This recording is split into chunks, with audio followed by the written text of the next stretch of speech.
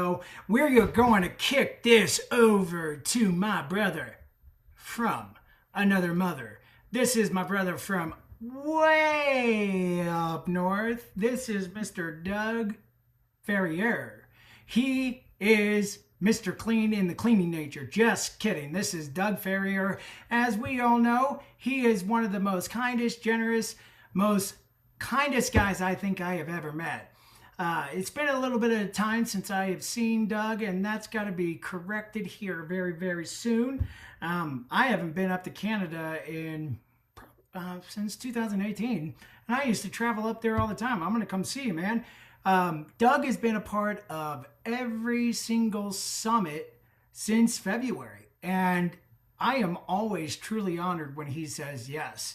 Doug is a man that no matter what will always be there for you. He is an incredible human being, and I could keep going for hours, but I won't do that because I've been known to take these things till 11 o'clock at night, but I give you my word, I won't do that tonight. With that being said, Doug, the summit is yours, brother. Dave, I appreciate it, brother. And I can see James looks like he's having a seizure or something there. He's just going nuts. Everybody in his neighborhood can hear him screaming right now, guaranteed. Dave, before I get into it, hold on, sit down. There's a story that you usually share. And there's one, if it's okay with you, I'd like to share it right now from Nashville. Um, and the reason I'm sharing this is I'll get to the point of it is I walked out of the room one night and there you were sitting on the floor. You weren't having the greatest moment. And I stopped, I sat down, and we talked. Talked for a few minutes, wasn't all that long, but it was long enough to make a difference in your life. To me, I just sat down with a friend in need and had a conversation. It didn't really make that big of an impact on me until you talked about it. And then I realized how much of an impact I made on your life, and in turn, that impacted me massively. Just by taking a few minutes to be there for somebody when they needed it. Michael talked about it earlier. Reach out to somebody. Maybe we could be that somebody that somebody needs, because when we're that somebody that somebody needs, that provides strength for us as well. And then I had a conversation with somebody afterwards as well. And it was a similar conversation that you and I had about the time together, the conversations we had. And we're a couple weeks away from Christmas. Sometimes we struggle with what kind of gifts we're going to get for the people that are in our lives still. And the most valuable, priceless gift that we can give anybody is that gift I gave you that night. The gift that I gave another family member in Nashville. The gift that everybody in this room is giving right now. And that's our presence. Our presence is the greatest present that we can give to anybody at any point in time. That dedication that we can do for them means more than anything. And I want to thank you for you sharing that story with me many times. It touches me, and it brings hope to me. It makes me feel good. This this summit is about hope, reigniting hope again. And hope is a great acronym for help one person every day. Having that presence with somebody that can be that hope. But if it's okay with everybody here, I want to share another story. I've got a couple little stories I want to share. If it's okay with you, I'm going to share a quick story. A story that has changed countless lives and saved several lives as well. And this story happened back in the 1980s. And it was a father and son. Father was in his 30s. And the son was only about 11 years old, 10 years old. And they went to this group event, this meeting. See, the father struggled for many years with his own demons and his addictions. And he found a community that helped him not only survive, but thrive and get through his own struggles. But during their time together, the father was struggling a bit. So he took his son to one of these meetings because he needed that meeting. Otherwise, he was going to break down possibly and go back to his old addictions. And I want you to imagine for a second, there's a room and the tables are shaped like a U. And at the bottom of the U, the little tail section, that's where that little boy is sitting. And his father, his superhero, goes up and stands in front of that room. Just think back to when you were 10, 11 years old. If you saw your parents standing up in front of a room addressing somebody, how proud you would be to listen to your parent. And this little boy sat there, eyes wide open, just fully attentive, full presence. And he listened to his father's story. And it wasn't a happy-go-lucky rainbows and unicorn story. The father shared a story about one of his bad times during his addiction, where he was high on coke, drunk out of his mind, driving a stolen car with a case of beer on the passenger seat, being chased by the police. Like it just kept going. And at the end of the story, the father looks his son in the eyes and says, I didn't share this story to give my son ideas. I shared this story in hopes that he would learn from my mistakes and never make those same mistakes. Now, I know for a fact that that father sharing that story in that room has saved lives and has changed countless lives. And the reason I know, let you know a little secret. I was that little boy.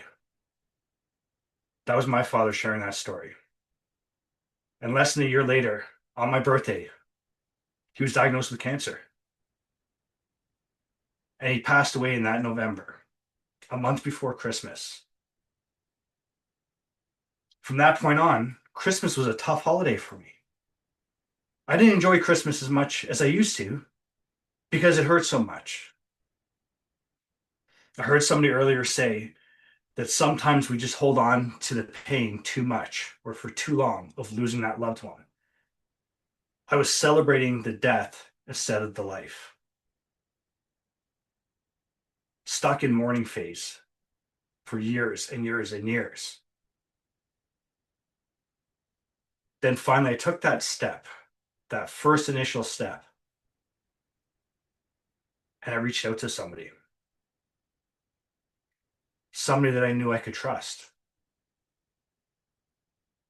And I had a conversation with him, a simple conversation. They gave me the greatest gift they could give me, and that was their presence. Non-judgmental, and listened. And it was like a light switch. Everything changed from that moment on.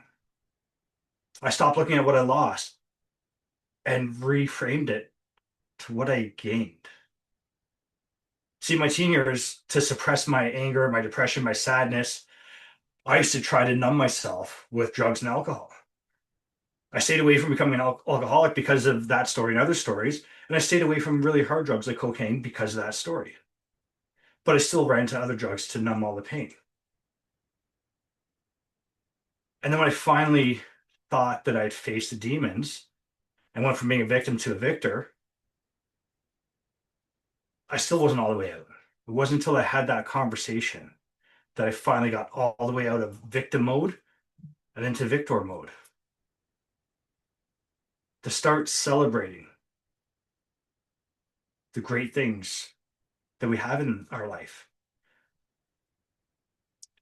People aren't here forever. Every day we're one day closer to moving on.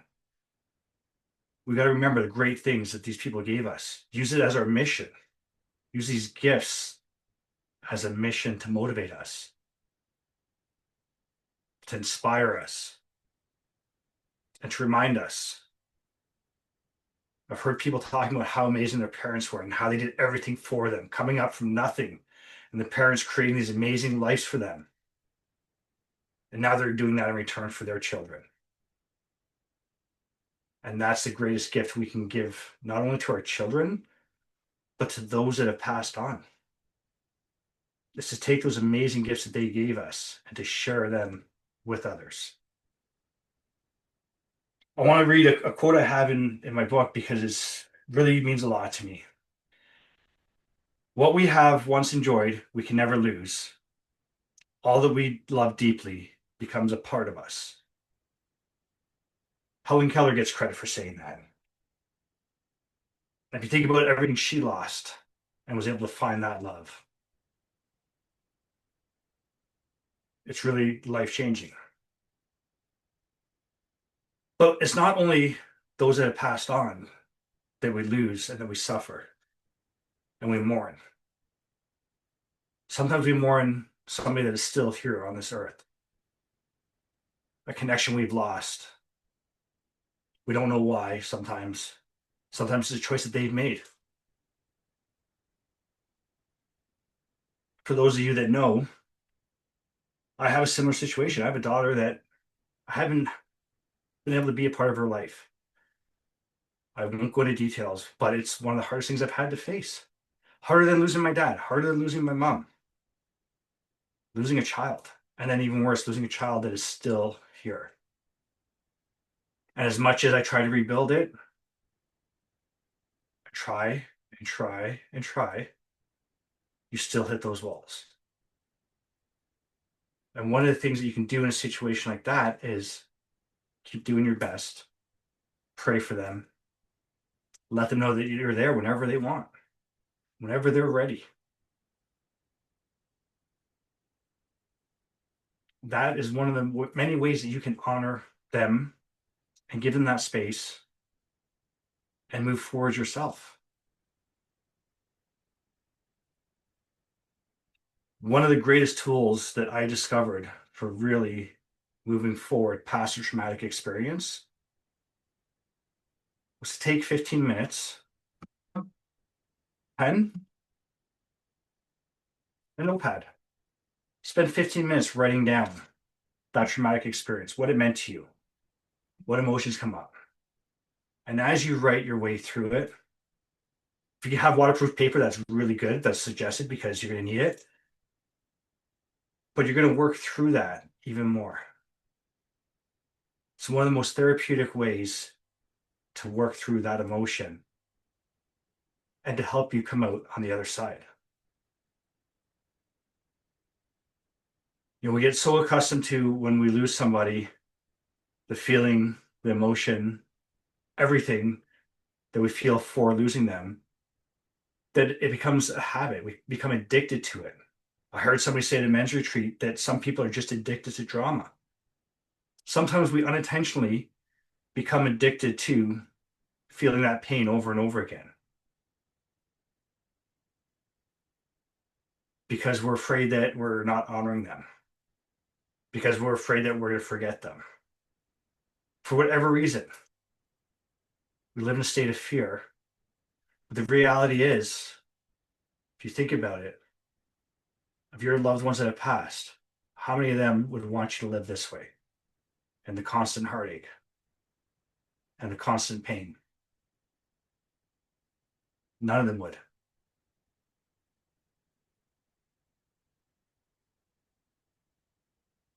So honor them, celebrate them, go through the emotions, feel the hurt, feel the pain.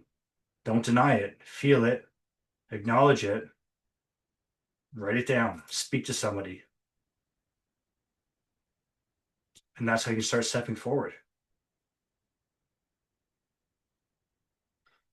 I wrote out my speech, I think 3 or 4 times, and I had about 3 different iterations that I wanted to use. And this was the one that really called to me the most, and I felt the most called to deliver here. Unfortunately, it's not a 60-minute speech. I really was hoping for that so I could really get under David's skin. But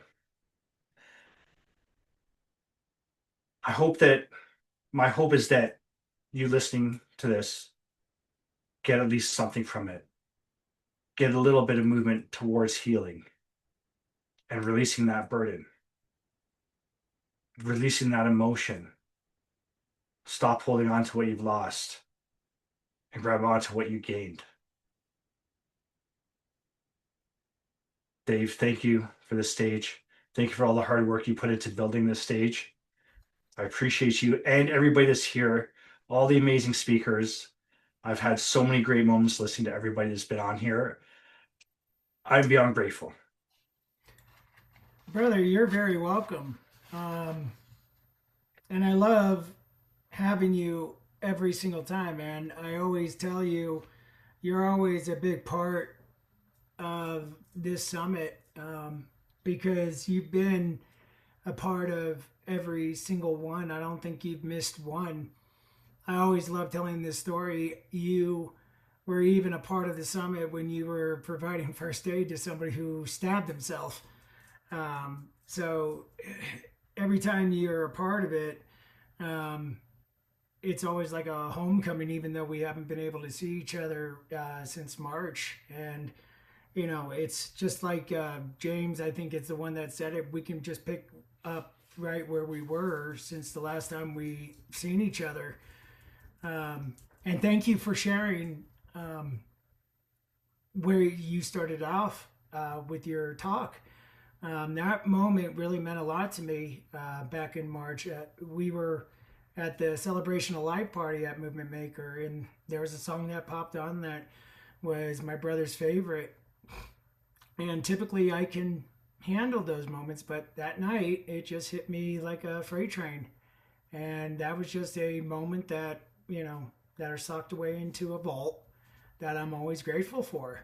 And I cherish those moments, and I thank you for you just being you and being real and being authentic and always being willing to be a part of what I'm building here with the green and black. And as Justin said earlier, when somebody said black and blue, not apparently, those colors are already taken because that's Justin's community.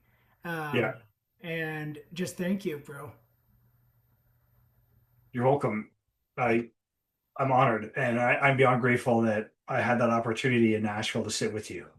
Yeah, me too. And we're gonna have many more moments like that because Absolutely. this is just the beginning. 2025 was the beginning of something unique and special for what I'm doing here with what we're doing with these summits. 2026 is going to be a very special, unique year that's going to take things to a whole different level. And I'm excited for what the future looks like. It's bright for what I'm building and for what everybody else is building. That's what I love about all 42 of us between these next 2 days. And we're coming down to the wire here on day one, but it has been absolutely phenomenal. Seeing the bravery and the courage that everybody has had. I'm proud of myself for stepping up and doing something that was out of my comfort zone with Michelle. I've never done something like that before, and I'm going to be honest with everybody. My chest got tight because she hit the nail on the head, and everybody knows when Dave gets uncomfortable, I don't hide it well. And stepping out and doing something like that, James opening up about his sister, seeing that courage and that bravery, and talking about Morgan and Zoe, and seeing that, and Doug, you sharing from your heart, and Josh and Lauren taking the stage for the very first time is with the MBM fam has been incredible. And Michael doing what Michael does, just pouring love into the family. And absolutely, you're right, James. Doug is legendary. He's a legend. And that's what I love about the family that we're building here within the green and black. And, we have to tip our hats again once to Michael Faber because he is the example. I learned that from him. I've always been wear my heart on my sleeve, but joining the blue and green helped me reopen that. And that's something I will always be eternally grateful to. There's only one person that will be taking the summit that knew Joe, that was very close to Joe, and she was like a little sister to him. And that's May Scott. And she's going to be joining us tomorrow. And that's a testament to the fact of the power behind the legacy that Joe left behind. And I'm excited for May to be able to share her story because now you're going to hear from a different perspective of, instead of me sharing what Joe meant to me, you're going to hear from somebody else that was like a little sister adopted by him. Now, before we let Doug Reno because I come up with different nicknames for everybody. That's just how I've always been. And the goofy side of me is coming back out. We're going to bring in our VIP guests and our beautiful and talented speakers. Let me get the Doug Reno hat on. Oh, Backstreet's back. All right. Attaboy, James. Would anybody like to say to the amazing Doug? And before we do that, James was so fired up and pumped up for you, Doug. Like that man was dancing and doing backflips and like he was I so had fired up. I had to move the gallery because I could see him and I was like, I'm gonna start dancing and jumping all over the place because that guy's energy always gets me fired up. He's one of those people. He is just so contagious with his energy. Oh my gosh. So who would like to say anything to Justin Timberlake over there? James, I think you get to go first. All right, sweet. I'll try to keep it short, Doug. It's hard when somebody as legendary as you shows up. So one, man, thanks for opening up and talking, and thanks for sharing what was on your mind, heart, and soul. You do no less every time I see you, and it's always better and better every appearance, every comment, every quip. Like you just keep evolving, and I love it. And I selfishly want to let everybody know that I had some amazing moments and conversations with you at MML that stood apart so much to the point of where they still carry today, and I still think of those conversations and the encouragement and the similarities in the scenarios and situations. And when you bring to the table, man, nothing short of awesome. Awesome's an understated word for you. My question to hopefully impart wisdom or inspiration to everybody else would be when your back's to the wall in some of these moments, what switch can you flip, or what thing do you do to make sure that you continuously focus forward and not the other way? What would you tell somebody? Okay, first I gotta say that conversation we had in Nashville was freaking epic. Absolutely epic, bro. You and Dave changed my lives by the conversations we had, not just in the room, but afterwards. You have no idea how much you mean to me as a brother, as a friend, as a human being. I just have so much love and respect for you, bro. Um, One of the things I've done, I don't think you were in the Nashville the first time I spoke, and I talked about this. Um, when I stood at the edge of that roof, when I was at my lowest of lows, and I saw no way out except over the edge of that roof, I reached for my lifeline. I reached for my support system. And in that moment, it was my kids. I need to be the better example for my kids. I need to be a better man for my kids. And don't get me wrong, I had that thought, and the next thought was, well, what kind of man thinks about these things?